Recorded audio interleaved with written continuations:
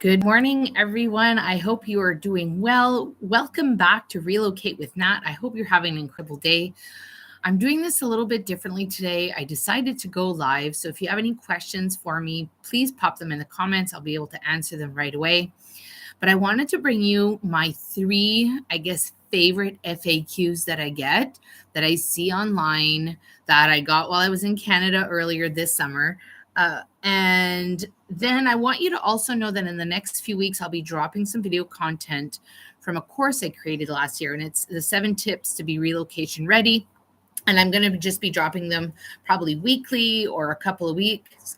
And that'll also give you a little insight on my perspective. So this is clearly my perspective, has really nothing to do with everyone else, but some of the things you can't help. It is what it is. So the 3 things I want to talk about today. I want to talk about the weather, I want to talk about real estate, and I want to talk about shopping, because these are the things that often come up when I'm talking with clients or I'm traveling. People want to know. So 1, the weather. What is the weather like in the DR? All I can say is that it's hot. And this conversation goes around with, a lot of my expat community, and we're comparing like the previous year to this year. And yes, this summer, like June through August, seems to be a little bit hotter than it was last year. And it's really hard to tell the difference because it's just hot all the time. And it's not necessarily super humid. There is some humidity. You cannot be outside. I would, generally counsel between the times of 12 and 4. That is like prime sun time. So yes, if you're going to the beach, just make sure you get a parasol and you put on a lot of sunscreen. I paid the price on Sunday. I did not do sunscreen, and I got a little extra glow going right now. Lately, we've had a lot of rain. So I follow the weather map on my phone, the app. It's pretty accurate, I would say. If it says it's going to rain, thunderstorms between 4 and 7, chances are between 4 and 7, we're going to get rain. The difference between here and, let's say, like where I'm from in Montreal, is that the rain here comes down in droves, and then it's so hot, it evaporates quite quickly. And I don't know if that's why the infrastructure is the way it is here. So in Canada, we have like sewage systems, and all the rain goes down there and it's led out to the waterways. Here, there's none of that. So, water will accumulate quite quickly, but it will also disappear quite quickly. So if you're planning on coming down, I would carry an umbrella with, pack an umbrella, pack maybe, a light coat, but it's so hot that the rain is refreshing. So we almost welcome it when it's not here. I remember seeing somebody, one of the photos that they posted, and it was, that him and his child lying on the ground, while it was raining, because we hadn't had rain for days and days and days. So it rains and it's hot. That's pretty much. Now, is it safe? Meaning, are we okay about the hurricanes and things like that? We absolutely are. So one of the reasons we chose this side of the island is because it has a huge mountain ridge, and that mountain ridge protects us from a lot of the weather. So if you notice in the weather patterns, the hurricanes and the high winds, they will gust south around Punta Cana, and then they come up. We're completely on the other side of that. So yes, when it was Fiona last year, we did feel the residues of Fiona, but we did not get hit as hard as like in Punta Cana. So we had wind, we had rain. There was some trees that, palm trees that fell, but it wasn't like destructive. Okay. That's about the weather. If you want to know more about the weather, you have more questions, or I didn't answer your question, please drop it in the chat or in the comments, and I will get back to it later. The second thing I want to talk about is real estate. Real estate and rentals, I guess, would go together. Now, this is a top question everybody wants to know. And I am not going to make a lot of friends today when I say this. Real estate down here is the wild, wild west. It is not governed by, I've been told that it's governed, but I don't think that it's governed that well, if it is. And a real estate agent can, go ahead and put their 2 cents in after and let me know. But you can become a real estate agent any day of the year that you want. And that's okay. And if that's what you want to do and that's what your heart desires, that's okay. As the buyer, as the seller, you need to do your research. So I'm going to go back a second. If you're deciding to come down here and you want to buy a property, my first and foremost, you need to come down and look at all the areas. You need to explore where it is that you want to live. We have now lived in what? 1, 2, 3, 4. We're going into like our 5th area now in a couple of weeks, in about 3 weeks. And we've definitely discovered something, that we are beach people. We enjoy being near the beach. We want to be able to put our feet in the sand every day. We don't want it to be optional. And right now it's optional where we're located. Now you're going to say, but Natalie, you could drive there every day. Yeah, I could drive there every day. But it's not, it doesn't happen that way. So if you want to buy, because this is where you want to be, please come down and do the research. If you're looking to connect with somebody, ask for a referral. Who did you use? Why did you like them? What service did they provide? Was it a full service? Was it just they sold you a house? Yes, shameless plug. I have some real estate agents that I work with because I've gotten to know them, I like them, and I trust them. And I know that if you ask me for somebody and I refer you, you're going to get the service that you deserve and that you need, because you're coming to a new country. You need to do your due diligence. My personal opinion, purchasing a property without seeing it is like the biggest mistake you can make. I've said it. It's out there now. It'll be unpopular.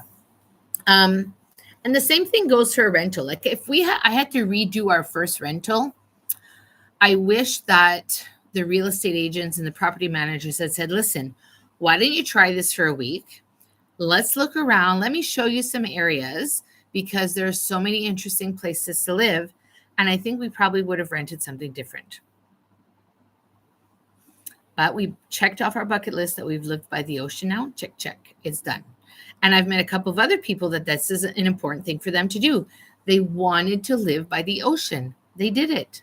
Now you can move on and try something else. Because living by the ocean has pros and cons. Pros, you're in front of the ocean. Cons, the salt water can be a little damaging on your personal devices. It can be loud at times. We lived in an area where we were sort of open sea, so it was a little bit louder than if you live in a bay area. So that's one thing. Come down and explore. Come and see what's available. There are so many, even after almost 2.5 years of being here, I'm still discovering some great little nooks and crannies of the North Coast. There are so many great places to choose from. So do your due diligence, come down and investigate. Have somebody drive you around. That's me. And show you different areas that you could potentially move to. It's all possible. Okay. Lastly, shopping. Now, I guess I'll break it up into like regular shopping and grocery shopping. So when I was in Canada earlier this summer and earlier this spring, I definitely noticed, and what you see on the internet is they're not lying, there's definitely been a change in pricing when it comes to groceries. And some of the days I was a little bit shocked by some of the prices that were posted. So I have no idea how people are doing it sometimes. Some of the pricing that I saw blew my mind away. So is it different here? I think what's different is that the level of freshness is a year-round thing, meaning I can get pineapple, obviously the fruits that are in season, but I can get pineapple and passion fruit and mangoes and different kind of veggies year-round, because we have local farmers that are growing these things. And the prices don't vary too much. They are pretty stable. So I know that every week if I go buy a pineapple and 4 mangoes and a bag of chinolas, it's going to cost me about the same thing. Easier on the budget. But I was really surprised in Montreal how much like you had to surf the flyers to find where everything was. And you can't just go to one store. You have to go to like 2 or 3 stores to find what you're looking for. As long as you buy the local brands here and not the name brands, you'll be okay.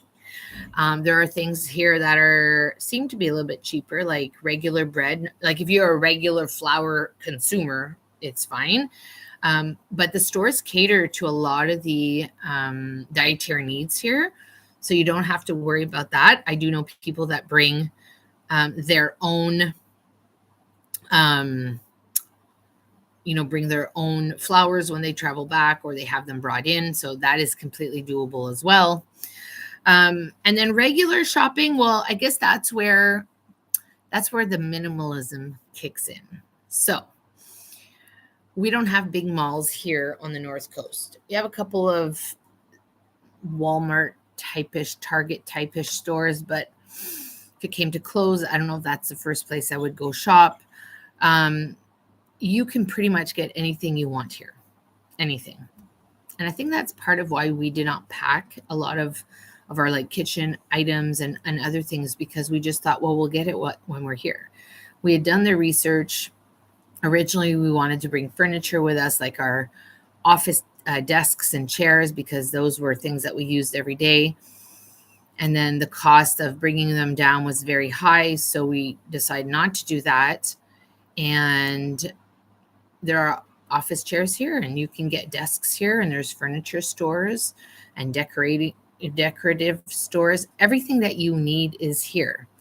So if you're looking for a list of those resources, I feel like those are in a video that I've done before, and you can definitely, I will try and link that in the description where that is. But the shopping, you can shop here and get what you need.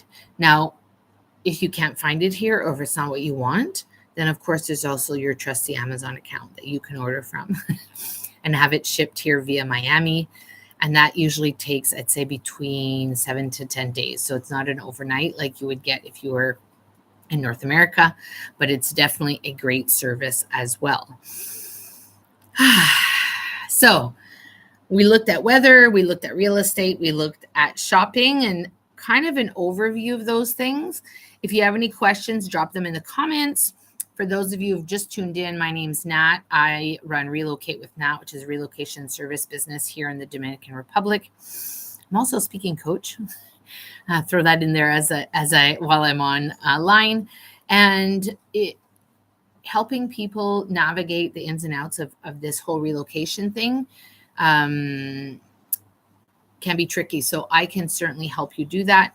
You can book a free call with me in the calendar link in the description. Whatever you choose to do, have an incredible day, and I'll see you soon in the next video. Bye for now.